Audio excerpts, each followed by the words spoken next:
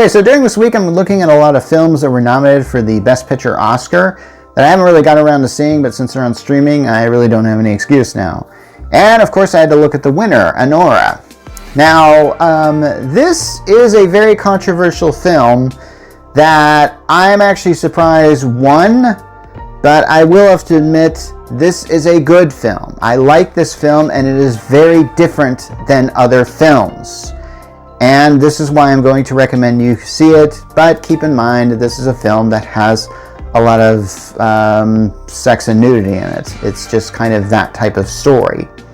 And let's get to it. Okay, so here's the thing. Anora is a sex worker. At least that is, I think, in the description of the movie. Now, when I don't know, when I hear the word sex worker, a lot of people assume prostitutes, and but Anora is a stripper, so she works at we actually see what her daily life is like, how she does lap dances and stuff like this for money and stuff like that.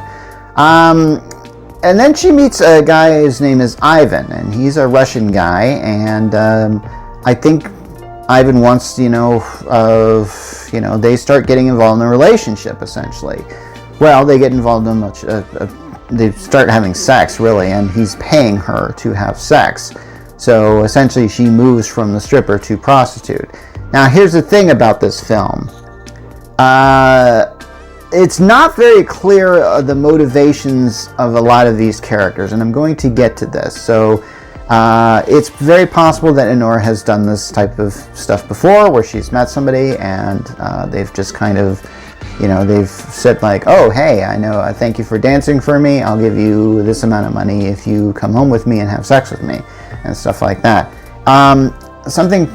There's enough evidence in the film to realize that maybe this isn't the first time that any of the events in this film that you see have not happened before to Annie, which is how Anora likes to be addressed as, Annie. So, Annie is... Here's the thing about Ivan, though, in this film. Ivan has the attention span of a gnat. He is a very spoiled, rich boy.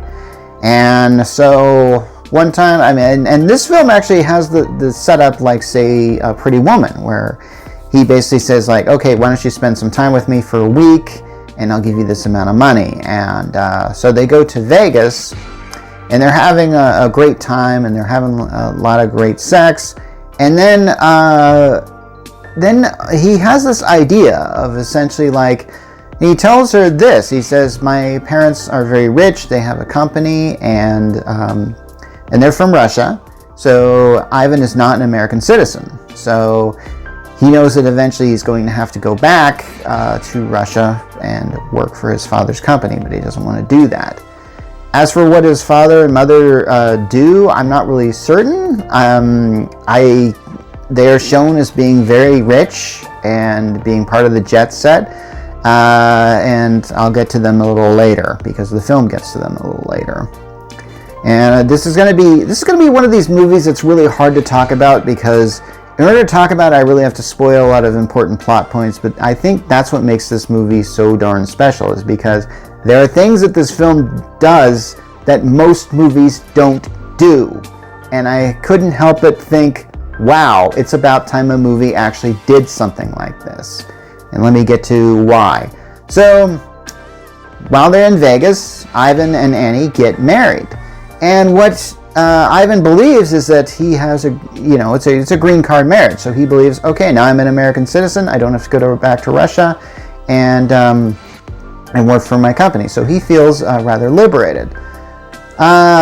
Unfortunately, once this news gets to his parents, and his parents send in a bunch of henchmen to essentially try and annul the marriage. They want to take both Ivan and Annie to court and get the marriage annulled.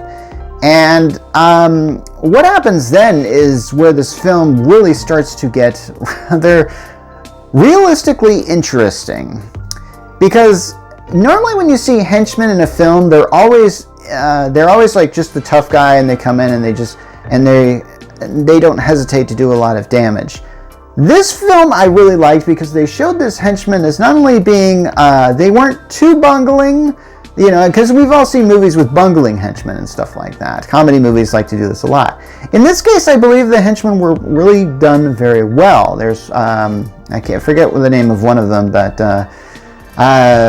there's one named Igor who essentially, the henchmen are just trying to do their best to keep a bad situation from boiling over. But unfortunately, this situation is so bad, it boils over. And so when they start to when the henchmen come into Ivan's mansion that he lives in, which is his parents' mansion, by the way, he doesn't really, I don't think he's ever made any money or anything like that. He's always used his parents' money. And Ivan runs. He just takes off. So the henchmen are trying to figure out what to do later. And apparently, Ivan has this godfather there who's a priest who works at a church, and he starts getting involved in this thing. And then so it's this guy, this godfather, and two henchmen that are essentially searching through New York City to try and find Ivan. And it's done about as realistically as you can show this. And in a way, it's done frustratingly realistically. These guys are actually, this is actually really funny. There are scenes where it's like, you know, where the henchmen have to, they're like apologizing because they are, of what they're doing. Like they have to, like they essentially are kidnapping Annie, and there's a scene where Annie kind of goes nuts because of this thing, and so they tie her up and they bind and gag her, and of course they're apologizing over this thing. Now, something that's important to notice about this film, and something I noticed while watching this, is they are basically describing the situation to Annie and saying, like, Ivan is going to have to annul this marriage, this isn't going to work out. We're going to give you a certain amount of money for this. I think it's about $10,000. And here's the thing. I don't really see... This is what makes this film different. I'm going to get into spoilers on this. In most films like this, like say, this is not a Romeo and Juliet story where the characters have this great love for each other and that they super want to be together. I don't feel like... It might be possible that maybe both of these characters know that this is not something that's going to work. And I kind of thought that there was a scene where they were talking to Anora, and they're explaining to her the situation. I think she's not very cool with it, of course, because they're essentially doing this against her will. But she still wants to talk to Ivan about this thing. So she has to find Ivan. And of course, you know, and I think the big thing is she knows that when she finds Ivan, it might not end up in a good place, that this isn't going to resolve itself like this. And they find Ivan, and apparently he's back at the strip club where they first met, and he's paying for lap dances from other strippers. So essentially, Ivan is just sort of prolonging the inevitable here.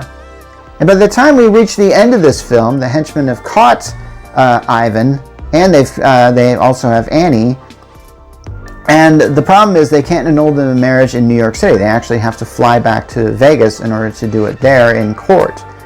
And the parents are there too. And here's the thing.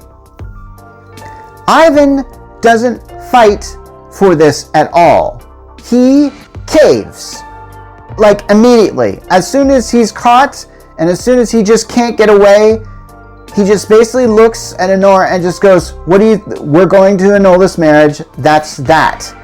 And there's no like, I'm sorry, anything like that. Or there's nothing like that. It's just, that's it. This guy is just that bad. And I admire this film from doing this. Now I'm going to get to the ending on this here because I haven't really spoiled everything, but there's an ending on this film that I don't necessarily approve, but I have to say, like, where, remember how I mentioned there was a henchman named Igor who was essentially a very sympathetic character. And at the end he takes Anora back to her place so she can restart her life. And she has sex with him. But here's the thing, she starts crying after it. And I have to admit, it was kind of like, yeah, Anora isn't really faced with this thing. This is what this life is.